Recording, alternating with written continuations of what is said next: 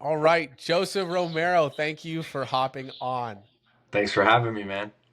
I love it. Please tell the people, I'm terrible at intros. Please tell everybody what you do, where you're at, where you're based at, and we can get started from there and go through Yeah, there. But absolutely. So, my name's Joseph Romero. I work with a company called Foundational Wealth Partners. Me and my team, we are here in Arizona. I'm in the Scottsdale area. What our company focuses on is structuring businesses, helping them scale, whether that means they just want to become more profitable, they want to scale themselves to eventually sell their business down the road, or they want to structure their business to pass it down to their loved ones for generations. Scaling something is different for everybody, but whatever that client has in mind, we help them get there and we build that roadmap to achieve whatever goals those are. okay, so how old are you? I am 23. Okay, let's go. So you've come Yep. this far at 23. What's your backstory? How did you even get into business as a whole? Yeah, so it's a good question. So I always knew that I wanted to start a business. I always knew I wanted to be an entrepreneur, but I never knew what that meant for me. I really didn't know how I was going to get there, how anything was going to line up. I just had the strongest feeling, the clearest vision in my head that I was going to get there somehow. And I'm from originally from New Mexico. I grew up there my entire life, and once I started to get towards graduating high school, I've been playing baseball my whole life, so my plan was I wanted to go play college ball, and that was around when COVID hit. So I had some stuff lined up with some good universities, also a couple of JUCOs to play baseball, and that was the plan all up until probably a month or two before I graduated. And that's when COVID started to hit. That's when all these universities that I had offers from started to shut down their programs, and no one knew what was going to happen at that time. So what I did was I had to sit down with myself and really figure out, okay, what direction am I going to go with this? So I was talking to one of my good friends, and we decided he's one of my best friends. So we were kind of moving together because we knew that we weren't going to play baseball. So we were like, okay, should we stay home in New Mexico, and we know we're going to be around the same people doing the same stuff? It's very slow motion type of state. There's not really much going on there. Or should we find a larger city to go move to where we can find some opportunity and at least be at a bigger college? So we ended up deciding let's just go to the closest place, biggest city that we can find. So we ended up finding Arizona, and we were like, we didn't want to move to Tucson because Tucson's a small city. It's a lot like Albuquerque, honestly, as far as like how the city feels, how it looks, and I'd say it's better, but it's very similar. So what we did is we're like, let's go to Phoenix, let's go to Tempe, let's go to ASU, and let's see where life takes us from there. So I ended up basically 2 weeks before I had to enroll for classes at ASU is when I had applied, got approved right away, signed up for all my classes, basically told my parents this is what I'm going to do, packed up all my things, got a U-Haul, got all my furniture, everything. We flew out here, got an apartment, me and him, and basically drove all my stuff out that week before classes started. It all happened super fast. And we ended up going to ASU for a while. Still in the back of my mind, I didn't know what I was going to do. I signed up as a business major. So I was just doing business communications, thought, maybe I'm going to meet the right people. That's going to set me on the path to get to wherever I'm going. And fast forward, first full year of college, it was fun, met a lot of cool people, first time in a big city. Great opportunities, great friendships, a lot of stuff I hadn't been exposed to, and that was a lot of fun. I had a great time at ASU, and once that second year came around, that's when it started to become really strong in my mind, my desire to find my entrepreneurial path, because I was tired of school. I was tired of taking tests, doing homework, doing all this stuff. When I had friends that were starting to get into sales, I had friends that were starting their own businesses. This was around the time when people that got into drop shipping back in 2016 were killing it. 2021, 2022, like it's going crazy. And I had really close friends that I met here that were all into that, and I've seen them do all this big stuff, and they were only 25, 26, at the time about 4 years older than me. And I was like, why am I going to school paying all this tuition money when I could go figure something out? So I'm already meeting the right people. And I knew, okay, they're going to find something. So me and one of my friends that had this same mindset at the time, we're looking everywhere. And I was doing crypto for a while. I was doing NFTs for a while. Yeah. I lost a lot of money through, especially NFTs, because I thought I was just gonna secure a token that was gonna resell for crazy, like a lot of people were doing, and I was gonna make my $1 million, and then from there I was gonna figure it out. But that didn't happen to me for me, like it did for a lot of people. So I'm trying all this stuff, meeting all these people, and eventually my friend comes to me and he's like, "Hey, bro, I found this virtual sales job. Let's start here. Like all we got to do is learn these scripts, get plugged in with this team, and we can sell from our dorm rooms." And it was like, dude, that's easy. I don't got to go get a job. I don't got to clock in anywhere. Why not just sell out of my dorm room and just figure out what happens from there? We just wanted a way to make money and kind of get our foot in the door with high level people was really our goal. So we got into the virtual sales world, and we had a lot of fun. My first couple months, I did really well. I made more money than I ever have, and it was my first job ever. Prior to this, I've never had a job, so I was in that for a couple months, and after first couple months being in it, I was like, you know what? I can either continue school and put this on the back burner till I'm done, or I can continue to do this, drop school, and just see where it takes me. So I ended up dropping out of school a couple months later because summer hit, so I went full time at sales. Once I went full time and I really saw my potential, I was like, okay, I'm gonna stop. So I disenrolled from ASU, went full time into that sales job, and for about 6 months straight, 6 to 8 months, I was going heavy, just selling every single day. Still in my dorm room, I was still with my friends that were going to college, but I was like not in college. So I was doing that for a while, and then going to a ton of networking events, a ton of company events, a ton of just getting invited to circles that I this job was opening the doors to. And I end up one day I end up going to a company holiday party of one of the companies I was affiliated with, and I ended up meeting the mentor that I still have to this day. So my mentor at the time at the old company, he was like, I want to introduce you to this guy and his wife. They're, some killers. There's some people that you really need to know. So I end up meeting this guy. We have a long conversation that night, and I'm just like, do you have a business card? He gives me his card and he's like, hey, you seem really sharp. Send me a message. Let's get on a Zoom next week and I'll break down our whole business model and really what we do. Because we didn't get too much into it. We were just small talking that night. So we end up getting together. Following week, he breaks down the whole business model on how, we scale businesses, structure businesses, talking about, entity structure and tax mitigation and eliminating business debt and all of these different components that are tied into this business model. I mean, there's so much. And at that time, it blew my mind up because now there's this huge perspective I've never seen in the finance world that I'm just like, okay, this is interesting. I've always wanted to do something that's higher level. I've always wanted to be in that higher bracket of business, but I don't know how to be in there. I mean, the average person in our field is in their 50s, even 60s. Average age is that's the median age for people that do what we do. So I was like, you know what? This is what I've been looking for a while.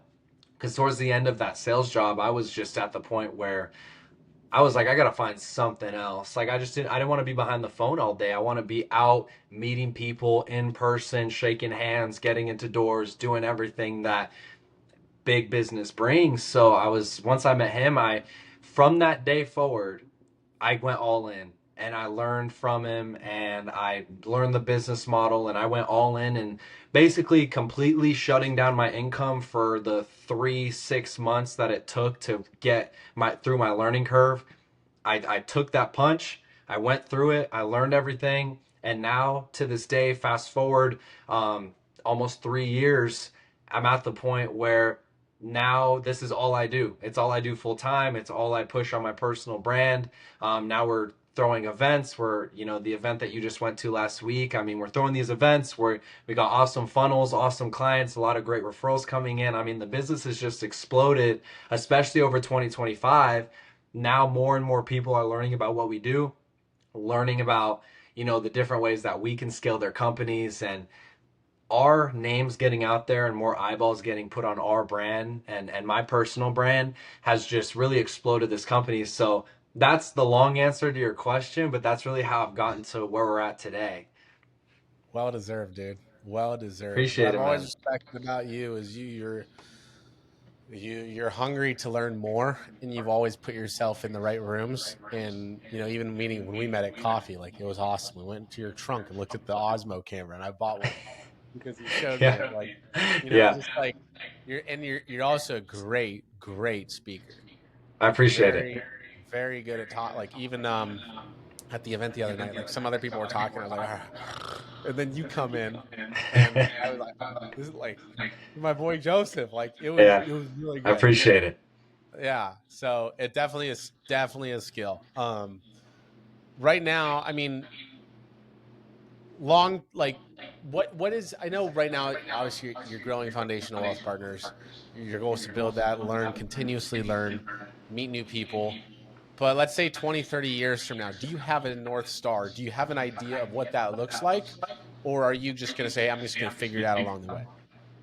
Yeah, so I mean it's a great question, and the approach that I'm really taking on this whole thing is this business is a way to not only get in front of high level people and help them scale their companies in so many different ways that they've never heard of before, but also it opens the door to get into these rooms that I never would have otherwise been in.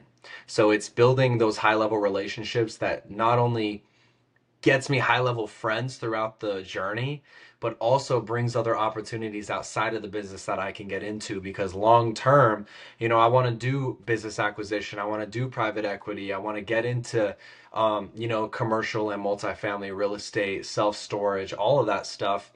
My biggest goal has always been what is the most efficient way for me to get to the point where I'm acquiring assets that pay me passively that I can continue to pass down for generations after me.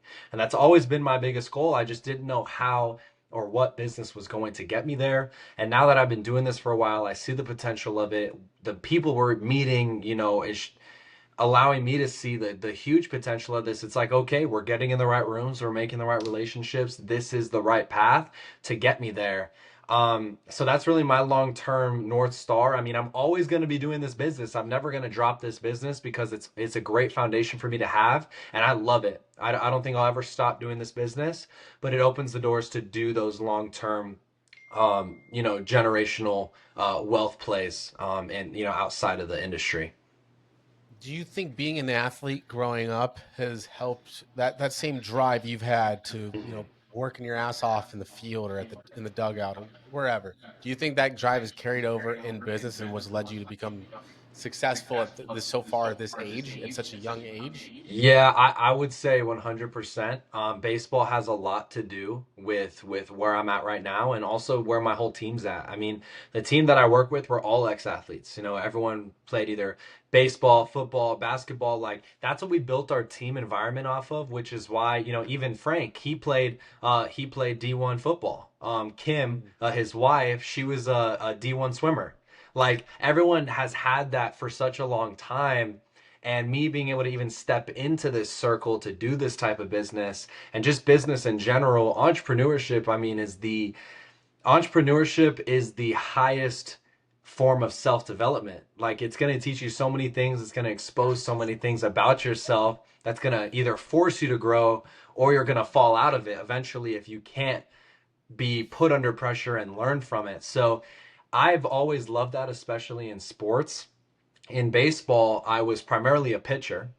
And through pitching, I mean, you have great days, you have some really horrible days. So I feel like slowly as I was growing up, I was learning how to deal with adversity and deal under the pressure and learn how to grow through it. So now that it translates to entrepreneurship and business, I love it. Like I feed off of it. I know that if things are hard, if there's pressure, if I'm dealing with adversity, if I'm having a couple dry months or whatever it is, I can find a way through that and I can find a way to find the growth through it. And that's what it's all meant for, because as that compounds year over year, month over month, we look back 12 months and we're like, wow, how did I get here? It's crazy. So that's I would say that sports definitely played a huge role.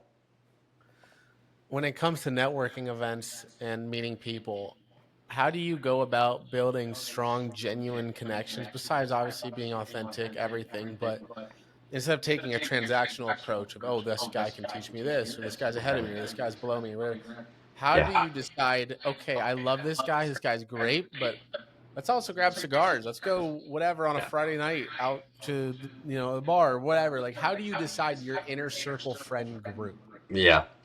I think that one thing that I've developed over time is just being good at reading people.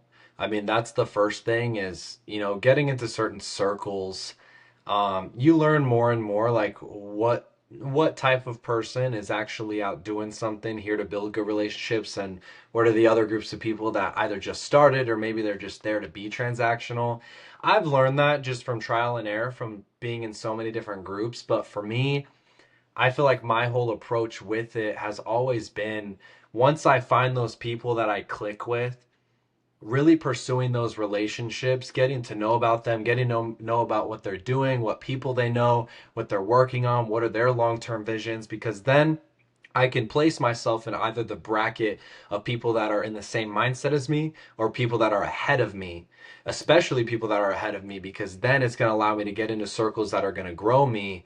And the business will always come if there's people in those groups that are either good clients, good referral partners, or even a good person for me to pay to for their products or services. No matter what, that business will come full circle if you built the relationship first. So I never go into a group wanting to find a client that day. I go there trying to make as many solid connections as I can, and I keep in touch with them post event. Like, we're going to continue getting together. I'm going to continue checking in, just asking how your business is going, how your life's going, how's the family going. Like, I really make it a point to build good friendships with these people because, you know, if let's say this person turns into a client one day, I always tell a lot of guys that I have the same conversation with. I say, if you go to these groups and you just focus on making friendships and you don't expect anything out of it, you'd be surprised that some of those people either are going to be clients in the next couple weeks, next couple months, even next couple years, that person might be a client. So never count people out. Just always focus on that relationship and compound and build those relationships at volume. If you can continue to build tons, tens, 20s, 30s, like tons of relationships, good things will happen. And the more rooms you can get in, the more people you can connect with, and the more people you can drive towards, if you post stuff on Instagram, for example, my personal brand, I even heard you say this in a video once, Tyler, that your personal brand through Instagram should be your business card. Like, I don't hand out business cards anymore. I transact our Instagrams because then I'm constantly nurturing those connections as I continue to post. I continue to add that value, and they're getting to know me as a person without us even hanging out. So it's like all those things matter to me, which is why it's always relationship first. And good stuff happens because people can feel when you're trying to be transactional. Totally, totally. No, Yeah. I've made that mistake 100% before. Where it's like, Yeah. oh yeah, I can help you with this. You can help me with this. It's like, whoa, slow on a minute. Yeah. And I think it's about intentions. It's not intentionally being bad. It's just sometimes you want to grow, and you Right. forget that hey, what do you do in your free time? Like asking Right. those kind of questions. So I've made those mistakes plenty, and Yeah. I'm more every time I go, I'm more intentional now about the questions you ask the people you meet because Mm-hmm. you're right. I love that you just said go into a room and build friendships Mm-hmm. because we're human at the end of the day. Right. That's why I hate LinkedIn because LinkedIn is so like, look at Yeah. me, or this is I did this and this is what I learned in B2B sales. Like it's like Yeah. these like everyone's trying to be perfect and Mm-hmm. they're even afraid to like a post that's a little out of the ordinary because their Yeah. boss might see it. Mm-hmm. So, but Instagram, TikTok, YouTube, like Yeah. even IRL, real life events, you can be yourself. Mm-hmm. And if people want to work with you, they can. Like, of course, Right. people want to work with foundational wealth partners. They want to fix their taxes. They want to set up their structure properly. But at the end of the day, I'm trusting Joseph. I'm Mm-hmm. working with Exactly. you. So, Exactly. yeah, dude, I love your mindset, and you've already gotten that at such a young age, which is very cool. Yeah, I appreciate it, man. And at the end of the day, it's one of those things where if you go in there really trying to build a relationship with anybody, it allows you to, like I said, I want to go back to how important it is to understand that some of these relationships are going to put you into rooms that are going to open more doors of opportunity for you. That's always been the biggest thing for me, because the more rooms you can get into and the more opportunities that you can get, it really fast tracks your growth, not only personally, but in your business. And it continues to expose you to people that are doing bigger things. And you're right, people don't want to do business with, you know, your company because of your products. They want to do business with you because you are you. So being able to get people to like you, trust you, and see you as a resource is the only reason why someone is going to do business with you. They don't care about the product, they don't care about how it works. All they care about is, can I trust this person? And does their product or service solve my problem? Like, that's all they care about.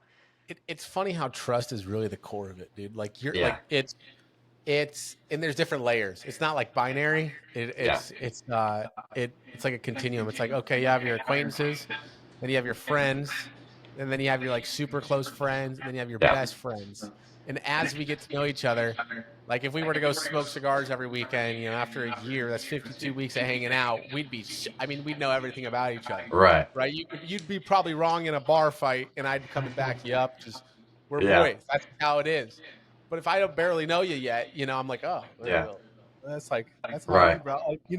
So it's Yeah, funny how exactly. the onion just gets deeper and deeper and deeper, but you have Hmm. to nurture it. You Yeah. have to intentionally build it. So it's cool how that works. Uh, so as a person, I like to ask this question, but from a self awareness perspective, what do you think your biggest weakness and your biggest strength is? Not necessarily in business, it can be just in life, period. Hmm.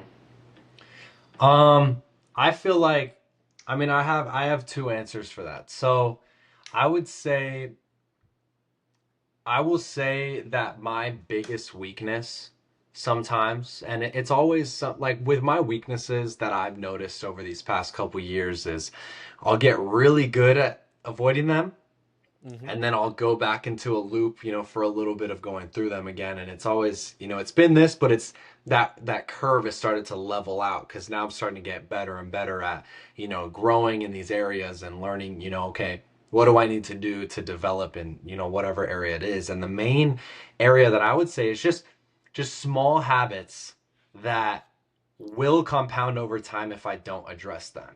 Whether it's waking up on time, not snoozing the alarm, or it's, you know, um, staying on top of, certain relationships that are super essential to stay on top of. Sometimes, we're I'm talking to, 10, 20, 30 people a week, on whatever we're doing. And, just being more organized, I would say.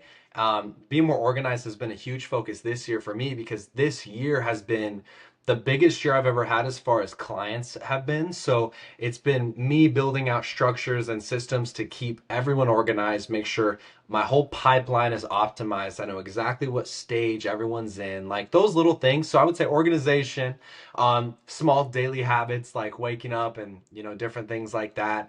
And that's what I would say, is just small little things that I know if I don't address, they will turn into big things. And I've always known that, which is why I would say my biggest strength is that whenever I see a point of weakness or a habit that I'm lacking in, or an area that I need to improve in my business, because as my business grows, I start to notice small things that I didn't notice before, because the size we were at last year, I wasn't going through some of the problems that I'm at now that were larger. So continuing to identify what those are, my one of my biggest strengths is that I can identify those very quickly. I can adapt very quickly, and I can grow in those areas very quickly. So when I say those weaknesses, like, it's not like I'm riding those out for months and months and months. It's like, no, they'll happen here and there, and I just got to lock myself in because I identify them. And I'm like, okay, why was this day not as good as I thought it was going to be? Why was this week not as good as the last week? It's because there's little things that I need to identify and address right away. Smart, dude. Yeah, Yeah. it's cool. And typically too, when you're really good at speaking, you're really outgoing, you're really good at sales.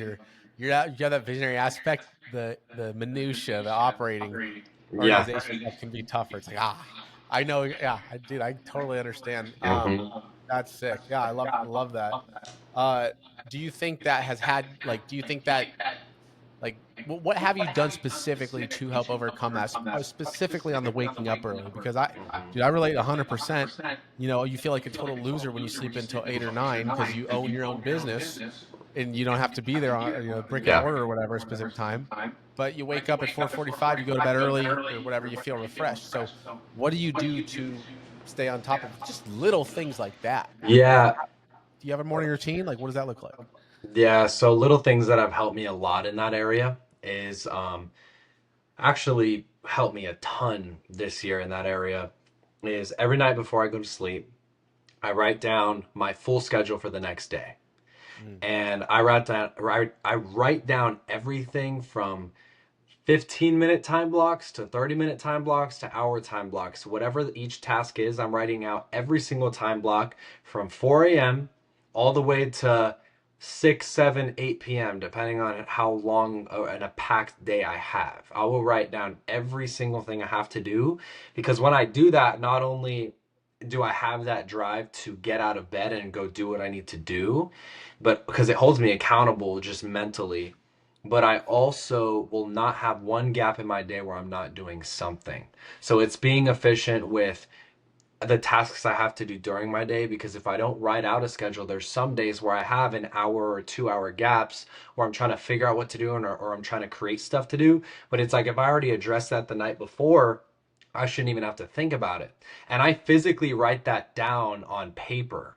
And as I'm going through my day, I'm scratching these off one by one as each time block is going. Just to give you context, so that has been one of the main things that has really locked me in this year. do you say, okay, I have 6 things on my to-do list, they all need to be done before the end of the day, or do you say I have 6 things on my to-do list and they need to be done, one needs to be done every single hour? So I would say I have 6 things on my to-do list. Um I'm going to time block them, either 30 minutes or an hour at a time. And it's everything. So it's not just my to-do list. It's like wake up 4 a.m. Hydrate at 4:15, 4:30, go outside on a walk. 5 o'clock, like come back, get ready for the gym, like 5:30 arrive to the gym. Like it's literally every step of my day. So there's gaps where I'm doing things for work, whether it's following up with clients, reading emails, looking over client plans, fulfilling some client tasks. Like all of that stuff is split up throughout the day. And then the gaps that I have between those is okay, eat meal one, eat meal two, eat meal three. Because we haven't even talked about this yet, but I do bodybuilding stuff on the side with a strength coach. So that's a whole thing too. Like meals is a full-time job. So I have to make sure by the end of the day I eat all 5 or 6 meals that I have for that day. So I'm putting that between, and I have all of them prepped in the fridge. So all I got to do is time block it, go weigh out my rice, weigh out my food, weigh out everything, eat the meal, and then get right back to work. So I time block all that, and I make sure that I'm time blocking. There's no gaps where I'm not doing anything. Even if I'm time blocking a 15-minute window to go respond to all my DMs or send out DMs I've been wanting to send out or whatever that is. Like, there's not one time block of my day where I'm not doing something, which has been really helpful because sometimes, bro, if I don't write out a schedule like that, especially physically on paper, it is very easy for me to have gaps where I feel like there's not anything to do, but there's Dude, always something to do. so let's get more granular because I struggle with this being busy, not productive. I do the same thing on my calendar, but there's a difference between writing it out and actually doing it. Because Yeah. some event happens, or you have to show up to. But you said that was a deep work block, or Yeah. some loser dude, whatever, invites you to a podcast, and you're like, oh, well, we got to do that in the middle of the. So it's like, how do you actually stick to it? And when you're writing out these meal blocks too, because I'll do 1, 2, 3, 4 meals trying to bulk 20 pounds. Like we should probably talk about that later off camera, but how do you actually stick to it once you write it down? Like do you not follow it on the weekends? Friday, your boys hit you up. you're going out, what happens Saturday morning, or is it every single day? Like, what does that look like? So it's every day except Sunday is really what I do. So like I treat my Saturdays like I treat my weekdays. Like it's just it's a normal work day. Even if I don't have as many meetings and as many things to do, I will still wake up on time, do the same morning routine and go to the gym early because um, it's just important for me not to have 2 days where I feel like I can do less business. Sunday, I don't do any business unless there's just certain client tasks I have to fulfill. I have to go fly to a client, or some clients I have some here and there that's their only open day, so that's when they want to have Zoom calls, which is fine. But I don't typically like all my calendars and everything are closed on Sunday. So it's normally a client to client decision on if I do anything that day. Sunday typically the day where I don't set an alarm, and not setting an alarm, I mean naturally I'll wake up at between 6 and 7 a.m. Like I'm not sleeping in a crazy amount of time if I don't set an alarm. So I just know naturally, okay, if I go to bed at 9, 10, 11 on Saturday and I don't set an alarm, I'll probably be up around 7. But it feels good not being woken up by an alarm. Like I just get a lot better sleep, and then I'll go through my day, have a slow morning, go to church, do my thing, have a very slow day, and just get my mind prepared for Monday because I know Monday it's full force again. So that's where my mind really is at with that. Um, does that answer your question? It does. So Friday night, your boys hit you out, hit you up, whatever. You say no, or will you still go out and then you just say no matter what, I'm still waking up early, and then maybe you're tired that day. No, I normally say no unless it is business related. So a lot of the Friday night stuff that I have go on, if I have any, like last Friday we had that event, went out to Global Ambassador, like that's still all business related for me. Because I mean, that was a lot of networking, made a lot of solid connections that night and that whole day. Sometimes I'll simply just have a couple buddies that want to get together, grill some steaks, and just talk business. I have a lot of friends like that. So those are the things I say yes to, but like I won't go out. I don't go out just because I know like I want to stick to early Saturday wake up. So I don't the last time I went out on a Friday was probably college. Like I just haven't done it. Just Got it. because I really try to treat that Saturday as another weekday. Got it. So Yeah. but even like you stayed out late at Ambassador, are you still up? What time do you wake up Monday through Saturday? Yeah, dude. So I mean it so Monday through Saturday I'm gonna during the Monday through Friday I'm doing around 4 a.m. between 4 and 5, depending on what that next morning has. I'll either go to the gym at 5 or I'll go to the gym at 6 normally. Saturdays, same thing. Some Saturdays I'll wake up at 4, some Saturdays I'll wake up at 5:30 or 6. It just depends on, but I'm always going to wake up earlier than 6 a.m., especially on a Saturday, just to stay in that routine, to stay in keeping that momentum throughout the week and making my days productive. But like, dude, this past weekend, for example, was insane because we had Founders Table. We went out to go, network. Like a good amount of people showed up too. There was probably like 20 people from the event that were Yeah. there, and it was packed. So we were there for a while. I ended up leaving a little bit early. I think I left around like 10, maybe 10:30. Um, and then I went home, bro. I showered, got to bed. I had to wake up at 4 a.m. to drive to Yuma for a wedding. So I drove to Yuma that next morning, went to the wedding, drove back that night. I got home at like 1 a.m. Sunday morning, and then I went to sleep. And then that next morning was when you came over to pick up your bag. So, dude, it was just a crazy weekend. Like I was so exhausted. I rested all day Sunday. Like it was one of those. I just had to reset my whole body, whole mind for Monday. I love So, it.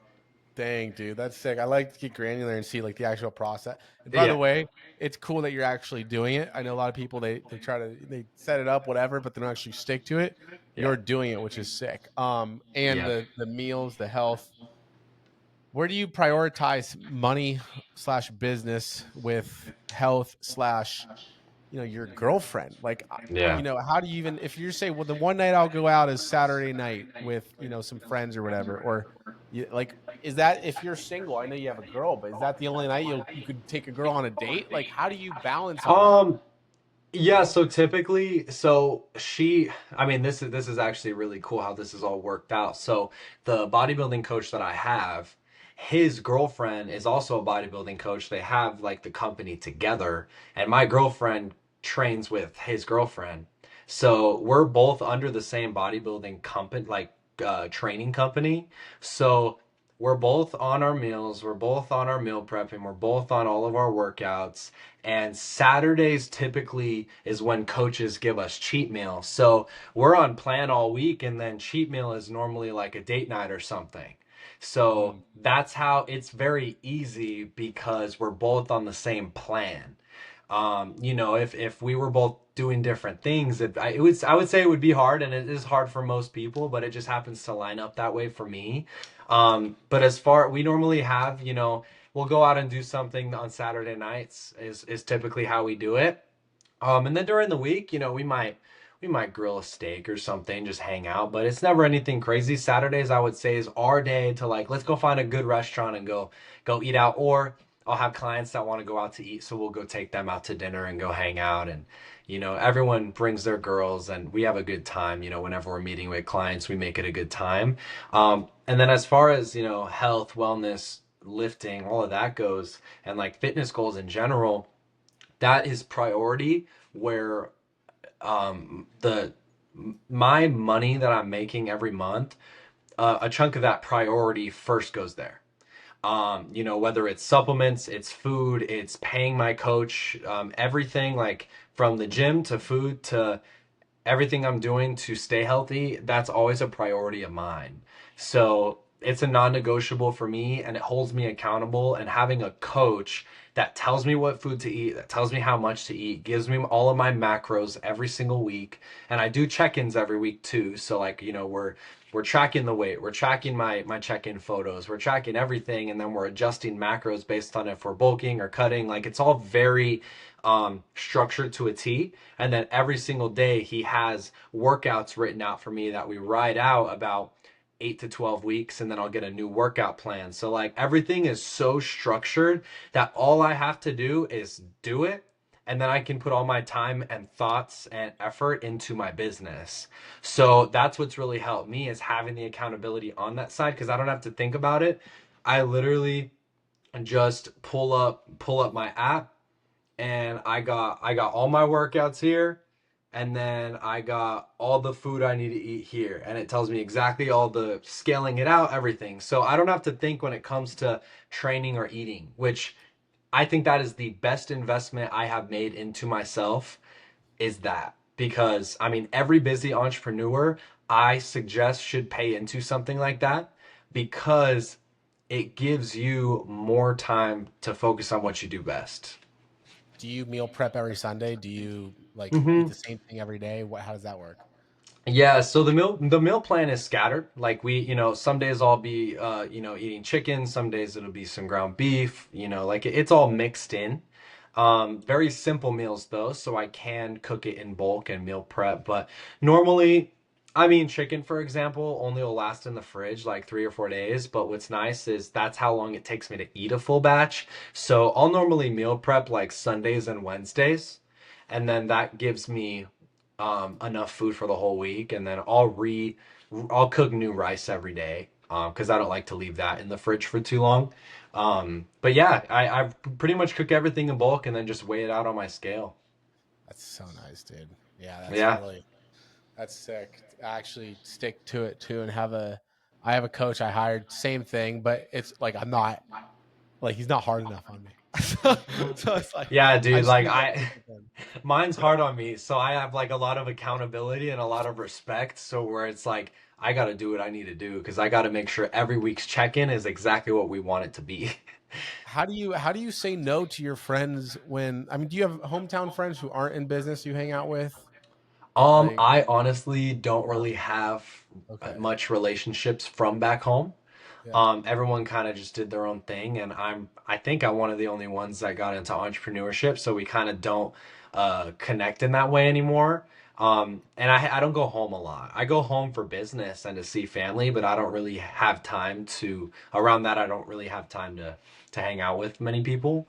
But then like my friends here, the my circle's small here and everyone's working on a business. Yeah. I don't really have any friends here that are not working on something. So when it comes to getting together, going out, like my going out is normally getting together with some business partners and let's go to dinner. You know, we'll go find a nice restaurant, we'll strategize, talk about business, do what we need to do, and when we hang out it's a write off. So it's nice, and I like limiting it to that because then um I've just found a lot more efficiency in my life, in my business, in growing when I keep my circle small.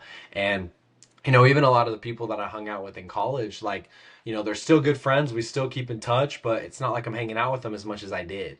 And it's because I gotta like stay locked in, and I gotta keep growing with the small circle around me that is trying to grow.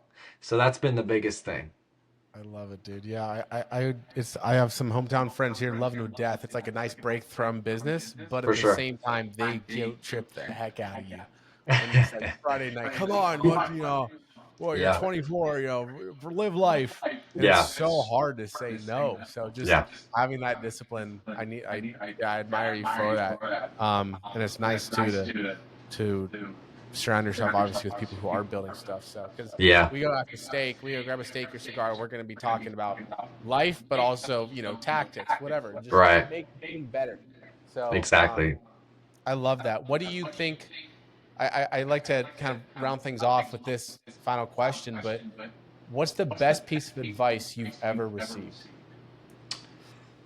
The best piece of advice I think I've ever received Yeah, is to always focus on delayed gratification and to understand that the small daily wins compound into larger wins. And that is something that has resonated so much with me because the more I've came to understand that concept and how small wins will continue to compound, the more I've been able to not focus on what's going on right now, but focus on what's going to happen over the next 12 months, 24 months, 36 months as business, as this whole journey continues to evolve. Playing this game in 6-month, 12-month increments is the way to do it. Because if you're focused on trying to make $1 million by tomorrow, you can do that, but you have to work your way up into that version of yourself to be able to do that. We know people that make $1 million in a day, but think about how many small wins they had to compound over X amount of decades to be able to get to that version of themselves where now they can get those big wins quick. But it takes time. Every single person that we see that is either super wealthy or they are in these massive circles or they're even, multimillionaires, billionaires, whatever it is, they all started at the same point most people start at, which is from the ground up. Some people have a step up because they know people, they have family that have been in business and so on. But everyone comes to a point where they have to figure themselves out to keep that going or to build it from scratch. And it all starts with the daily wins and having that delayed gratification that you are going to see results within years at a time. So that's what I would say is the main area that I've really been focusing on. I love it, dude. Thank you so much for coming. Where Of can course, every man. coming on here and everything? Where can people find you at? Yeah. Yeah, where can people find you? Yeah, so Instagram, my main Instagram is Joseph R. Romero. That's super easy to find. You'll find me, it'll pop up right away. And then I'm in Arizona. So if you send me a DM, we can get together. If you have a business that needs scaling, needs better structure, you want to structure yourself to sell your business tax free down the road, let's start having that conversation now. So just shoot me a DM and I'll get back to you right away. And I 100% vouch for Joseph, him, Frank, the entire team are absolutely not only good at what they do, but they're good people and helpful. And just, I mean, yeah, it's really cool to see. So I appreciate everything. Appreciate Uh, it. and Absolutely. Thanks for coming on, brother. Yeah, thanks for having me, Tyler. I appreciate you. You bet.